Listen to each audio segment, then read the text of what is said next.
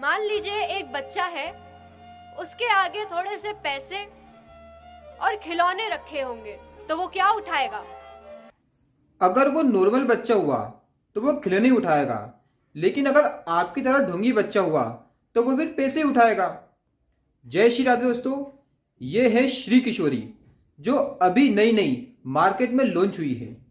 इसका नाम जय किशोरी से मिलता जुलता है, लेकिन यह जय किशोरी की बहन नहीं है। लेकिन इसका काम बिल्कुल जय किशोरी की तरह ही है, क्योंकि यह भी करती है भगवत कथा और 13 वर्ष की उम्र से भगवत कथा कर रही है। सॉरी, यह भगवत कथा करती नहीं है, इससे भगवत कथा करवाई जाती है। पापा को पढ़ के सुनाए तो मेरे पापा बहुत खुश हो गए। तो उन्होंने बोला कि जैसे इंस्टाग्राम पे एक्टिव रहती हो तो इसकी भी वीडियो बनाकर इंस्टाग्राम पर डाल। बढ़िया बढ़िया। आज के इस वीडियो में मैं श्री किशोरी को पूरी तरह से एक्सपोज करूंगा, तो वीडियो के अंत तक बने रहिए ताकि आपको पता चल सके कि आज के टाइम पर जो स्कैम बाबा या बाबा ट्रेंड जो चल रहा है, जो फेक बाबा चल रहे हैं, वो कैसे लाखों रुपए दिन के बना रहे हैं। जय किशोरी की तरह ही इसकी खुद की एक वेबसाइट है जहां पर ये भागवतिक प्रोडक्ट सेल करती है, जैसे तुलसी की माला, शंख, गणेश जी के फोटो, भगवान के फोटो, ये सभी चीज़ें ये अपनी वेबसाइट से सेल करती है। श्री किशोरी भगवत कथा करने के 2 से 2.5 लाख रुपए चार्ज करती है, और अगर आप एक दिन का प्रवचन करवाना चाहते हैं तो वो एक दिन के 1.5 लाख रुपए चार्ज करती है। जैसे Manmohan Singh ji accidental prime minister थे, वैसे ही श्री किशोरी एक्सीडेंटल बाबा है या फिर कथावाचक है, क्योंकि पहले ये एक्टिंग करना चाहती थी। ये है इसका 4 साल पुराना ऑडिशन। मैं आपसे बोल रही हूँ ना, फिर भी आप नहीं समझ रहे हो। मैं इतनी खराब ड्रेस पहन के अपनी बेस्ट फ्रेंड की बर्थडे पार्टी में कैसे जा सकती हूँ? इसने चाइल्ड आर्टिस्ट बनने के लिए कई सारे ऑडिशन दिए, लेकिन ये वहाँ पर फेल हो गई, क्योंकि वहाँ पर कंपटीशन बहुत ज़्यादा था और इसको एक्टिंग नहीं आती थी। लेकिन बाबा बनने में, कथावाचक बनने में ना तो किसी एक्टिंग की ज़रूरत है और ना ही ज्ञान की ज़रूरत है। बस आप 2-4 लोगों को अपने से जोड़ लीजिए, पैसे देकर अपनी तारीफ करवा लीजिए, और आपका धंधा दिन दुगनी रात चौगनी तरक्की करेगा और आपको लाखों रुपए की फीस मिलेगी कथा करने पर। पहले इसकी इंस्टाग्राम प्रोफाइल पर श्री मल्होत्रा नाम था, लेकिन जैसे ही इसके फॉलोवर्स 10K से 40K हुए तो इसने अपना नाम श्री मल्होत्रा से श्री किशोरी कर लिया। अगर किसी भी नाम के साथ भगवान का नाम जुड़ जाता है तो वो वैसे ही लगता है कि कथावाचक है, और ये तो भगवान के नाम से ही, धर्म के नाम पर ही पैसा कमाना चाहती थी, तो इसको तो श्री मल्होत्रा से श्री किशोरी करना ही था, क्योंकि अगर इसका नाम श्री मल्होत्रा होता तो ये इतनी फेमस नहीं होती। सिर्फ इतना ही नहीं, श्री किशोरी ने अपना अलग से एक फाउंडेशन भी बनाया है। अगर आप इसकी इंस्टाग्राम प्रोफाइल पर जाएंगे तो अलग से इसने एक स्टोरी डाल रखी है, डोनेट हियर। अगर आप चाहें तो वहां जाकर आप डोनेट भी कर सकते हैं। इसका मतलब साफ साफ है कि हमें भगवान से, भक्ति से, भजन से कोई मतलब नहीं है। आपको हमने अपना QR कोड दे रखा है, अपने गूगल पे के, फ़ोन पे के नंबर दे रखे हैं, आप वहाँ पर जाइए, मुझे पे करिए, क्योंकि मैं बहुत बड़ी कथावाचक हूँ, बहुत बड़ी भगवान की भक्त हूँ। इसीलिए तो उसने अपनी इंस्टाग्राम प्रोफाइल पर अलग से डोनेट हियर का ऑप्शन दिया है। इसके माता पिता इसको बहुत ज़्यादा सपोर्ट करते हैं, प्रमोट भी करते हैं। श्री वो बच्चा है जो जिसे भगवान ने चुना है। भगवान ने नहीं चुना है आंटी, आपने जबरदस्ती श्री मल्होत्रा से ये कार्य करवाया है, क्योंकि आपको पता था चाइल्ड आर्टिस्ट को कोई इतना पे नहीं करता है। लेकिन अगर वही चाइल्ड बाबा हो या कथावाचक हो तो उसे भर भर के पैसे भी मिलते हैं और सम्मान भी मिलता है। जैसे श्री किशोरी एक कथा करने का लगभग 2 से 2.5 लाख रुपए चार्ज करती है। अब आप सोचिए, अगर वो एक महीने में 2 कथा कर रही है तो उसको 4 से 5 लाख रुपए मिलेंगे। आज के टाइम पर कोई भी इंजीनियर या डॉक्टर एक महीने में 4 से 5 लाख रुपए नहीं कमा रहा है, जो आपकी बेटी बिना किसी डिग्री, बिना ग्रेजुएशन के वो कमा रही है। श्री किशोरी ने अपना एक बहुत बड़ा फाउंडेशन बनाया है, जहां पर ये विद्यादान, वस्त्रदान, अन्नदान, हेल्थ केयर, पता नहीं कितने सारे इसने प्रोग्राम चला रखे हैं जहां पर ये सब कार्य करती है। इन लोगों का एजेंडा क्या है? अगर ये अन्नदान कर रहे हैं, वस्त्रदान कर रहे हैं, विद्यादान कर रहे हैं, तो ये इसका प्रॉपर वीडियो बनाते हैं और इंस्टाग्राम पर अपलोड कर देते हैं। लेकिन कहानी में ट्विस्ट है। अगर ये इतना डोनेट कर रहे हैं तो ये पैसे कहाँ से ला रहे हैं? क्या जो श्री किशोरी 2 से 2.5 लाख रुपए पर कथा के कमा रही है, क्या ये वो पैसे हैं? जी नहीं, वो आपके और हमारे पैसे हैं। क्योंकि ये जो भी दान करती है उसका प्रॉपर वीडियो शूट करने के बाद जब ये इंस्टाग्राम पर अपलोड करती है तो उसके ही डिस्क्रिप्शन में इसके अकाउंट नंबर, गूगल पे के नंबर, IFSC कोड, पूरी जानकारी दी जाती है और आपसे डोनेट करने का आग्रह किया जाता है ताकि आप डोनेट करें। तो ये आपके ही पैसे हैं। जो लोग डोनेट करते हैं उससे ही ये लोग वस्त्रदान, अन्नदान या फिर विद्यादान कर रहे हैं। तो अब आप समझ ही गए होंगे कि आज के टाइम पर बाबा बनना कितना बड़ा बिजनेस है। आप लाखों रुपए बिना किसी मेहनत के, बिना किसी डिग्री के और बिना किसी इन्वेस्टमेंट के, क्योंकि अगर आप डॉक्टर बन रहे हैं, इंजीनियर बन रहे हैं या आप ग्रेजुएशन कर रहे हैं तो उसमें आपका इन्वेस्टमेंट लगेगा, क्योंकि आप जो भी फीस दे रहे हैं वो आपका इन्वेस्टमेंट है। लेकिन बाबा बनने में आपको कोई भी इन्वेस्टमेंट की जरूरत नहीं है और आपका जो इन्वेस्टमेंट है वो स्पॉन्सर हो जाता है। श्री किशोरी एक मंथ का लगभग 8 से 10 लाख रुपए कमा रही है। अब आप पूछेंगे 8 से 10 लाख कैसे यार? क्योंकि अभी मैंने बताया वो एक कथा करने का लगभग 2 से 2.5 लाख रुपए चार्ज करती है। अब आप सोचिए अगर वो 2 कथा भी कर रही है तो वो 4 से 5 लाख रुपए कमाएगी। तो बाकी के 5 लाख रुपए आ कहां से रहे हैं?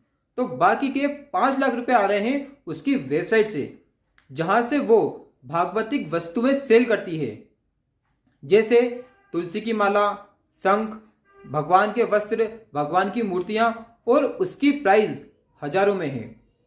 तुलसी की एक माला उसकी प्राइस 600 रुपये है, जो मार्केट में 100 रुपये में अवेलेबल है। अब आप सोच सकते हैं ये कितना बड़ा स्कैम है।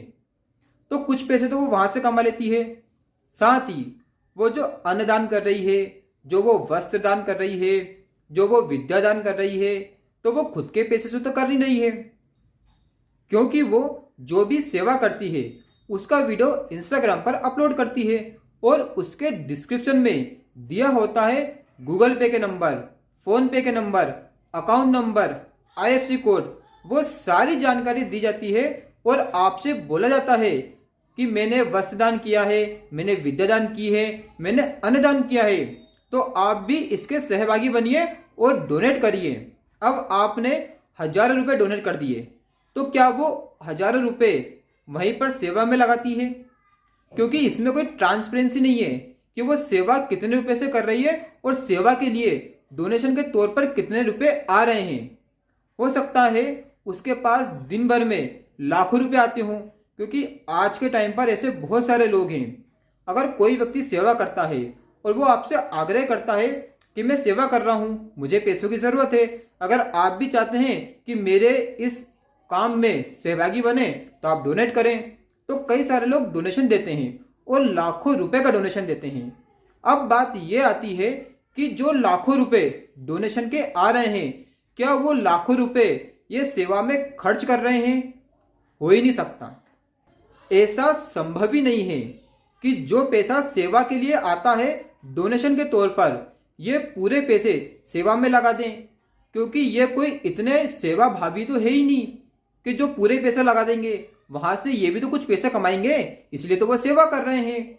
अब आप बोलोगे यार वो सेवा कर रहे हैं, तुम सेवा करने वालों को क्यों मजाक बना रहे हो? ये तो अच्छी बात है कि वो सेवा कर रहे हैं, तुम कर लो सेवा।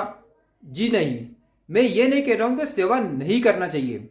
आप सेवा करिए, जो आपसे बन जाता है आप वो सेवा कीजिए ना। आप लोगों से आग्रह कीजिए कि वो भी अपने लेवल पर सेवा करें। आप उनसे पैसे मत मांगिए। अगर मैं गाय को चारा खिला रहा हूं तो मैं आपसे आग्रह करूंगा कि आपके आसपास जो भी गौ माता है आप उसको चारा दीजिए, अगर मैं कंबल डोनेट करूंगा तो मैं आपसे आग्रह करूंगा कि आप भी वो कार्य कीजिए। मैं ये नहीं कहूंगा कि आप मुझे पैसे दीजिए तो मैं ये कार्य करूंगा। इसका मतलब क्या है, ये मेरा एक बिजनेस है। सेवा करना भी मैंने एक बिजनेस बना लिया है और जो आज हजारों लोगों ने बना रखा है। मुझे एक बात समझ नहीं आती है, अगर आप सेवा करना चाहते हैं तो आप पैसे किसी को डोनेट क्यों कर रहे हैं? आप जाकर बाजार से चारा खरीदिए और गौ माता को चारा खिलाइए। अगर आपको अन्नदान करना है तो आपके आसपास भी बहुत सारे ऐसे गरीब बच्चे होंगे जो भूखे हैं, तो आप बाजार से अन्न खरीदिए या अपने घर पर खाना बनवाइए और उनको जाकर अन्न दीजिए, तो वो भी आपकी सेवा हो जाएगी। लेकिन आप ऐसे लोगों को क्यों पैसे दे रहे हैं जो पाखंड फैला रहे हैं और जिन्होंने अपना धंधा बना लिया है? क्योंकि ये एक व्यक्ति नहीं है, आज हजारों व्यक्ति इसी कार्य में उतर रहा है। आज हर एक व्यक्ति सेवा के नाम पर डोनेशन मांग रहा है। तो क्या डोनेशन देना सही है? क्या आप वो सेवा नहीं कर सकते? आपको भी करना चाहिए। इससे होगा क्या? क्योंकि अगर मान लीजिए आपने 1 लाख रुपए दिए हैं डोनेशन के तौर पर अन्नदान के लिए, अब उसने मात्र 50,000 या 25,000 या मान लीजिए 75,000 रुपए उसने वो सेवा में लगा दिए, लेकिन आपके जो बचे हुए 25,000 रुपए हैं, क्या उसने वो सेवा में लगाए हैं? नहीं लगाए। और उसने अगर वो 25,000 रुपए जो बचा है आपके, अगर वो सेवा में नहीं लगाए और किसी गलत कार्य में लगा दिए, हो सकता है वो नॉनवेज खा रहा हो सकता है वो दारू पी रहा हो, या हो सकता है वो गलत कार्य में लगा दे, तो उसका जो बुरा परिणाम है वो हो सकता है कि आपको भी मिले। क्योंकि श्री हित प्रेमानंद जी महाराज ने बोला है कि किसी को भी पैसे दान नहीं करना चाहिए। अगर आपको दान ही करना है तो आप वस्तुदान कीजिए, वस्त्रदान कीजिए, अन्नदान कीजिए, गाय को चारा खिलाइए, लेकिन किसी को भी पैसे मत दीजिए, क्योंकि वो आपके पैसे का कैसे इस्तेमाल करेगा वो आपको नहीं पता है। और आज के टाइम पर इतना कोई दूध का धुला नहीं है कि जो सेवा करेगा सेवा भाव से, वो सेवा कर रहा है धंधा बनाकर, बिजनेस बनाकर। तो मेरा आप सबसे यही आग्रह है कि कभी किसी को पैसे डोनेट मत करिए। बस इस वीडियो के माध्यम से मैं आपसे यही आग्रह करना चाहता हूं कि अगर आप किसी को भी डोनेशन दे रहे हैं, किसी को भी पैसे दे रहे हैं सेवा करने के लिए, तो पहले आप उसको अच्छे से जांचिए, परखिए, क्या वो पाखंडी तो नहीं है, क्या वो आपके पैसों का दुरुपयोग तो नहीं करेगा, क्या वास्तव में वो सेवा भावी है। क्योंकि आज के टाइम पर जो भी जीव है वो बड़ा छलिया है। जब वो भगवान को धोखा दे सकता है तो आप तो मनुष्य हो। और आज के टाइम पर लोग कर क्या रहे हैं, धर्म को धंधा बनाकर पहले तो भगवान को धोखा दे रहे हैं और फिर उसके बाद आपको धोखा दे रहे हैं।